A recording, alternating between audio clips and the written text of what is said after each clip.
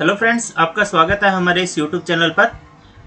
आज जो हम हैं वो पढ़ रहे हैं कॉलेज व्याख्याता भूगोल। आरपीएससी द्वारा जो कॉलेज व्याख्याता का पाठ्यक्रम है वो जारी किया जाएगा और जो भर्तियां आने वाली है उसके बारे में हम पढ़ने वाले हैं। तो जब लास्ट एग्जाम हुआ था 2020 में, तो उसमें कॉलेज व्याख्याता का जो भूगोल का पाठ्यक्रम रहा था वो मैं आपको हिंदी में बताने वाला हूं, क्योंकि काफ़ी सारे मैसेज आ रहे हैं कि सर हिंदी में हमें सिलेबस बताइए, हिंदी में सिलेबस है वो बताइए।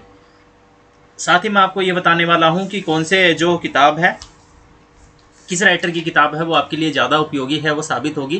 फ्रेंड्स, ये जो किताबों के बारे में ओपिनियन है वो मेरा पर्सनल ओपिनियन है, या फिर जो बताते हैं व्याख्याता वगैरह, जो विद्वान साथी है जो बताते हैं कि कौन सी किताब उपयोगी है, उसके आधार पर है। मैं आपको राइटर की किताब है वो बता रहा हूँ। किसी बुक के साथ मेरा कोई जो है वो खास लगाव नहीं है, हालांकि मुझे अच्छी लगी इसलिए मैं आपको बता रहा हूँ। इसकी विज्ञप्ति है वो लगभग जुलाई में आने की है, वो संभावना है। लगभग 1952 पद है, उसकी अभ्यर्थना है वो भेजी गई है, तो वो पास हो चुकी है। तो वो कब आरपीएससी है वो जारी करती है उस पर है। तो चलिए, हम जो कॉलेज व्याख्याता भूगोल का जो फर्स्ट पेपर है उसके बारे में है वो आपको उसका पाठ्यक्रम है वो बताने वाला हूँ। देखिए, जो ये भूगोल का पाठ्यक्रम आने वाला है इसमें कुल 3 पार्ट आएंगे।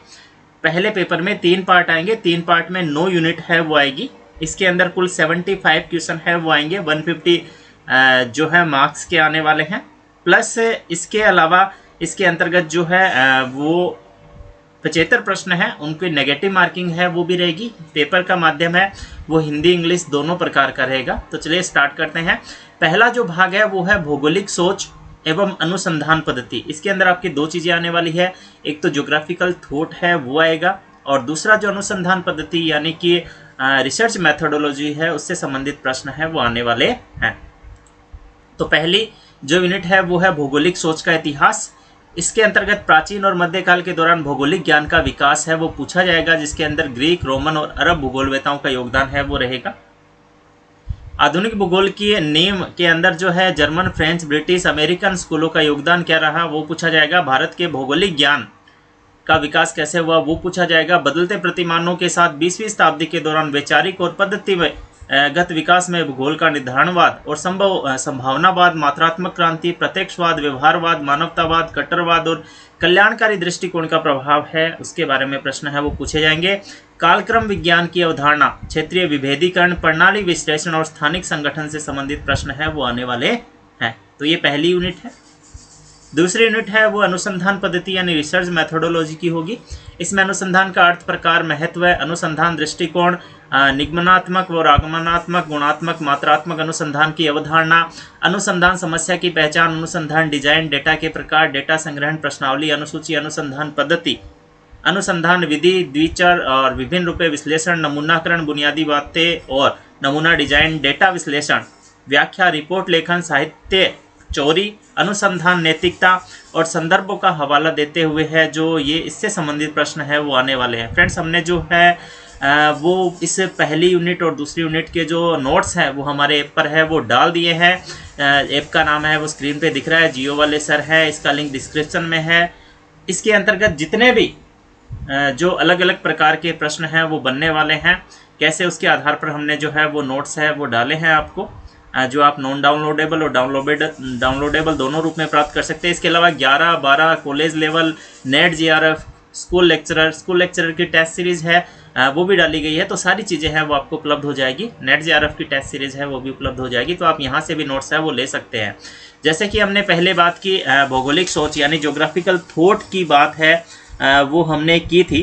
तो ये जो थॉट है वो काफ़ी इम्पोर्टेंट रहता है। इसके अंदर जो बुक्स है वो कई प्रकार की बुक्स है वो आपकी चल रही है, लेकिन फ्रेंड्स जो सबसे अच्छी पुस्तक है जो बताते हैं, और ये मेरा पर्सनल ओपिनियन भी है, काफ़ी लोग हैं वो इसके बारे में बताते भी हैं कि ये जो पुस्तक है ये जो है वो माजिद हुसैन की पुस्तक है वो सबसे बढ़िया आती है।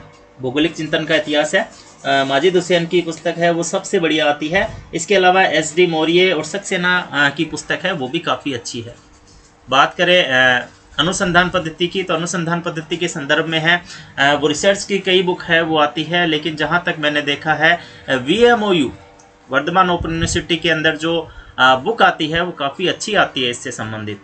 तीसरी यूनिट जो है दूसरे भाग के अंतर्गत शामिल है भौतिक भूगोल, भू आकृति विज्ञान। भू आकृति विज्ञान फ्रेंड्स, इसके बारे में यदि हम बात करें तो आप जानते हो कि ये पुस्तक है वो सविंदर सिंह की सबसे बढ़िया आती है। सविंदर सिंह की जो पुस्तक है, काफ़ी अच्छे राइटर है, उनकी बुक काफ़ी अच्छी आती है। जहाँ भी भौतिक भूगोल की बात आए, उसमें कोई भी पार्ट हो, चाहे सारे पार्ट्स की पुस्तक है वो ये अच्छी आती है। तो भू आकृति विज्ञान की मौलिक अवधारणाएं हैं, भूवैज्ञानिक समय का पैमाना है, भूमि रूपों का विकास प्रक्रियाएं हैं, अंतर्जनित बहिर्जनित बल है, पर्वत निर्माण के सिद्धांत चरण है, पर्वत निर्माण के सिद्धांत है, महाद्वीपीय बहाव, प्लेट विवर्तनिकी है, अन्नाच्छादन की प्रक्रियाएं हैं, अपक्षय अपरदन है, भू आकृतिक चक्र है, डेविस और पेंक की अवधारणाएं हैं, नदियां हैं, हिमनदी है, शुष्क तटीय क्रास्ट आदि स्थलाकृतियां हैं, ढलान का स्वरूप और विकास की अवधारणाएं हैं, पर्यावरण में अनुप्रयुक्त भू आकृति विज्ञान और भू आकृति संबंधी खतरे हैं। ये सारे हैं वो भू आकृति विज्ञान के अंतर्गत शामिल है। यदि आप बुक पढ़ना चाहते हो तो सविंदर सिंह की बुक है वो सबसे अच्छी आती है। वैसे हमारे ऊपर इसके नोट्स है वो भी उपलब्ध है, यदि आप शॉर्ट में और अच्छा पढ़ना चाहे तो। और यदि आप विस्तृत तैयारी करनी चाहते हैं तो मैं आपको पुस्तक है वो बता ही रहा हूँ, लेकिन हमने भी नोट्स के अंदर है वो सारा सार है वो इकट्ठा किया है। फिर तीसरा आता है, चौथी यूनिट आती है जलवायु विज्ञान, पार्ट 2 में आती है।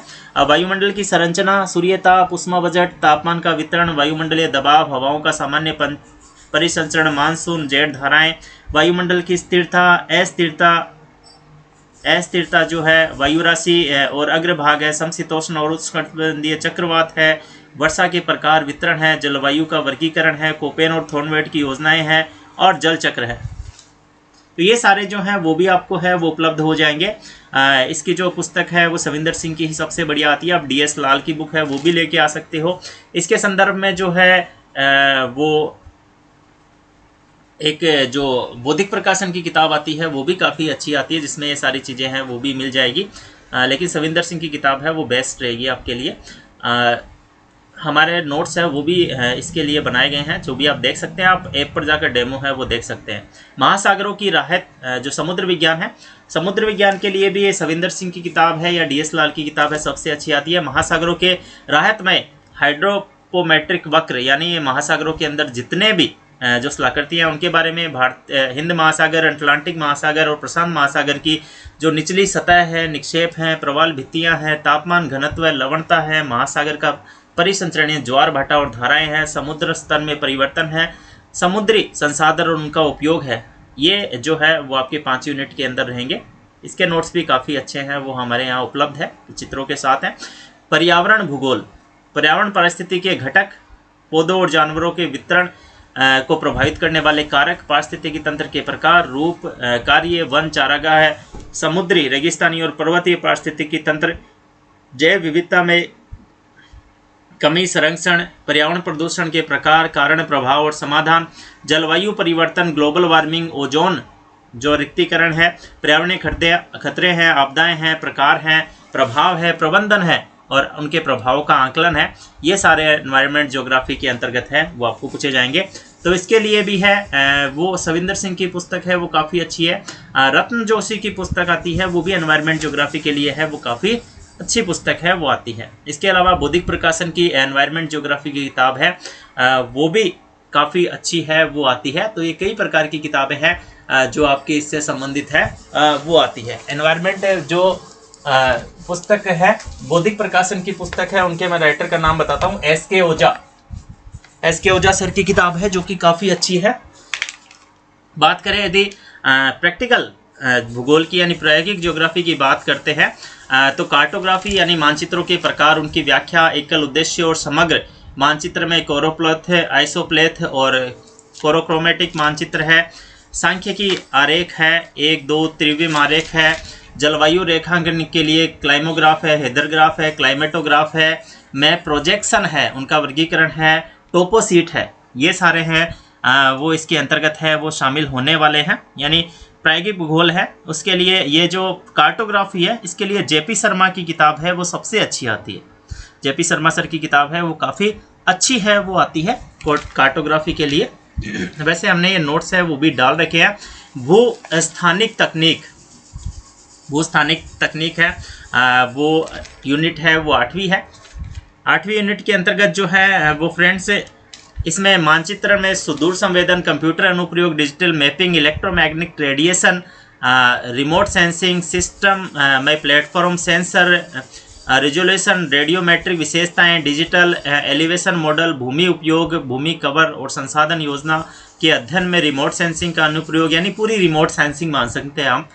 भौगोलिक सूचना प्रणाली है वो मान सकते हैं। इसके अलावा जीआईएस के मूल तत्व है स्थानिक डाटाबेस है जीपीएस के, वो भी आप डेटा कैप्चर है, रेखापुंज और वेक्टर डेटा है, रिमोट सेंसिंग, जीआईएस है, ग्लोबल वार्मिंग है, ग्लोबल पोजीशन सिस्टम है, ये सारे हैं वो इसके अंतर्गत हैं, वो शामिल हैं यूनिट 8 के अंदर।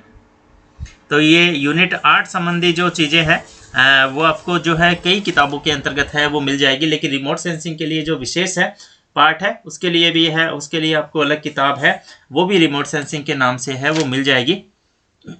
तो इस यहाँ से आप है उठा सकते हैं। इसके अलावा इसका जो मटेरियल है प्रैक्टिकल की किताब आती है, आप एनसीईआरटी की 12th लेवल की जो प्रैक्टिकल किताब है एनसीईआरटी की 11th 12th उसमें इसका काफ़ी सारा मैटर है वो मिल जाएगा, काफ़ी अच्छी तरीके से है वो दिया हुआ है। इसके अलावा आप जेपी शर्मा की किताब में भी इसमें से कुछ मैटर है वो देख सकते हैं, लेकिन जहाँ तक मेरा मानना है 11th 12th की जो किताबें हैं उनमें काफ़ी किताबें, वर्कबुक नहीं किताबें जो हैं प्रैक्टिकल की उसमें काफ़ी अच्छा मटेरियल है।